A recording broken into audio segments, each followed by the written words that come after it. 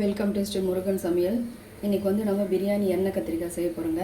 இப்போ வந்து நான் 3 கத்திரிக்காய் எடுத்திருக்கேன். இப்போ வந்து இதை நல்லா கட் பண்ணி எடுத்துக்கலாம். இப்படி நீல வாக்கிலே கட் பண்ணிக்கலாம். இப்படி எல்லாத்தையுமே கட் பண்ணி எடுத்துக்கலாம்.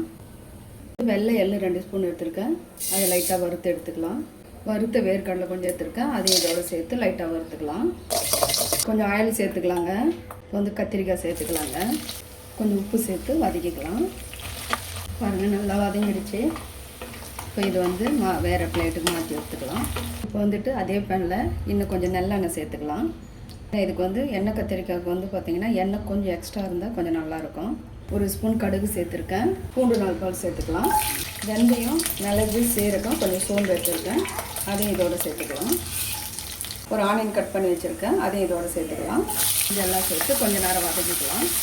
கொஞ்சம் கருவேப்பிலை சேர்த்துக்கலாம். ஒரு 2 தக்காளி கட் பண்ணி வச்சுருக்கேன். அதையும் இதோடு சேர்த்துக்கலாம். கொஞ்சம் உப்பு சேர்த்துக்கலாங்க.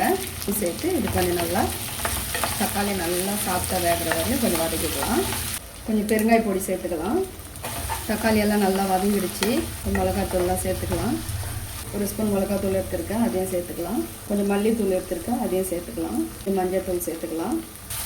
லெமன் சைஸ் புளி எடுத்துருக்கேன். அது ஊற வச்சு இது அதோட ஜூஸ் மட்டும் சேர்த்துக்கலாம். புளி சேர்த்துக்கலாம். தண்ணி சேர்த்துக்கலாம். அதாங்க இது அப்படியே கொஞ்சம் கொதிக்கட்டும். ஒரு மூடி போட்டு விட்டுக்கலாம். வேர்க்கடலை எள்ளும் கொஞ்சம் நல்லா பேஸ்ட்டாக அரைச்சிக்கலாம். இப்போ ஓப்பன் பண்ணிக்கலாங்க. இப்போ வந்து நல்லா வதக்கி வச்சுருக்க அந்த கத்திரிக்காய் இதோடு சேர்த்துக்கலாம். இதோடு கலந்து விட்டுக்கலாம். கொஞ்சம் மூடி போட்டுக்கலாம். இப்போ நம்ம அரைச்சி வச்சுருக்க அந்த வேர்க்கடலை எள்ளும் இதோடு சேர்த்துக்கலாம். கலந்து விட்டுக்கலாம். இதோட இதில் கொஞ்சம் தண்ணி சேர்த்துக்கலாம். இப்போ இந்த அளவுக்கு தண்ணி சேர்த்துக்கினா போதும். இப்போ இது அப்படியே இன்னும் ஒரு 5 நிமிஷம் ஸ்லோ அடுப்பில் வச்சு நல்லா கொஞ்சம் கொதிக்க வச்சுக்கலாம்.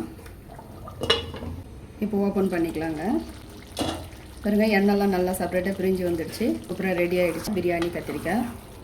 இது வந்து பிரியாணி, தக்காளி சாதம், இட்லி, தோசை இது எல்லாத்துக்குமே கூட சூப்பராக இருக்குங்க. சப்பாத்தி கூடமே சாப்பிட்லாம். ஆஃப் பண்ணிக்கலாம். இப்போ இந்த பவுலுக்கு நம்ம மாற்றிக்கலாங்க. நம்ம தக்காளி சாதத்தோட டேஸ்ட்டு பார்த்துடலாங்க. இந்த வீடியோ உங்களுக்கு பிடிச்சிருந்தால் லைக் பண்ணுங்கள், சப்ஸ்கிரைப் பண்ணுங்கள். தேங்க்யூ.